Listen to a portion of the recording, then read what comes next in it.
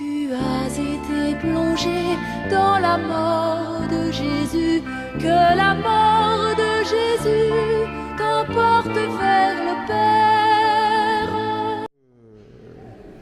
J'avais la mort dans l'âme quand j'ai eu la nouvelle du décès du père André Quenom. Et tout de suite, j'ai voulu partager la nouvelle avec ceux qui étaient autour de moi. Mais chacun tombait, criait, tellement il était encore jeune. Et non seulement sa jeunesse, et que ce soit au Bénin, que ce soit l'opposition ou la mouvance, tout le monde trouvait en lui le veilleur. Le veilleur, parce que quand nous allons à la messe et nous écoutons la parole, veiller, prier, chacun le fait à sa manière. Et ce qui fait davantage mal, quand vous le faites, vous êtes compris, mais vous n'êtes jamais compris de tous. Mais quand vous mourrez, tout le monde trouve que vous faites bien. Et André Quenom est ami à ma famille.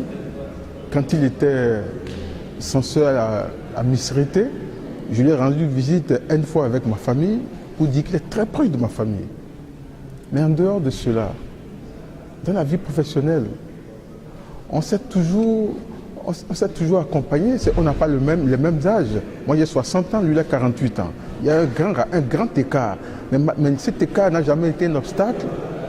Et quand il devait enseigner le français à Misrété, déjà en ce moment, il a été me voir pour me demander de lui recommander un inspecteur, un enseignant, un professeur de français, un inspecteur pour l'accompagner à mieux faire. Mais celui-là me dit, mais celui-là qui déjà, avec sa bonne formation de prêtre, a besoin d'un accompagnement pour enseigner, alors qu'il n'était pas obligé de le faire, a déjà très bien fait sa mission, a déjà bien accompli sa mission. Ça signifie que André Quenom, c'est quelqu'un qui a toujours bien fait ce qu'on lui demande de faire. Pour enseigner le français à Misrété, il a demandé à rencontrer un inspecteur de l'enseignement du français. Ça signifie que c'est quelqu'un qui fait toujours bien. Donc il nous laisse un message, chacun doit faire bien faire ce qu'il a à faire. Et tout ce qui est à faire doit être très bien fait. Et en dehors de ça, sur le plan, je suis ambassadeur pour le Saint-Siège. Il est le patron du journal La Croix. Mais c'est un homme très équilibré. Dans ses éditoriaux, il est très dur avec le régime. Mais quand nous nous rencontrons, nous avons un langage d'homme équilibré, c'est-à-dire qu'il reconnaît souvent qu'il était très dur, mais qu'il avait un rôle à jouer.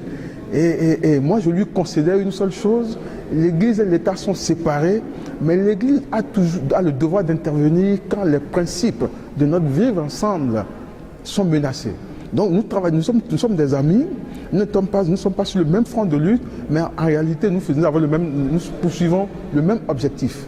Il me laisse beaucoup de souvenirs. Tout dernièrement, j'étais allé à Cotonou pour ma décoration. Il ne m'a pas dit qu'il venait, mais je l'avais vu. Ça signifie qu'il est fidèle à ses amitiés, il est présent au front et de la manière la plus exemplaire que possible. Il nous laisse un message, c'est un modèle, bien que malgré son jeune âge, nous devons de suivre son exemple. Je vous remercie.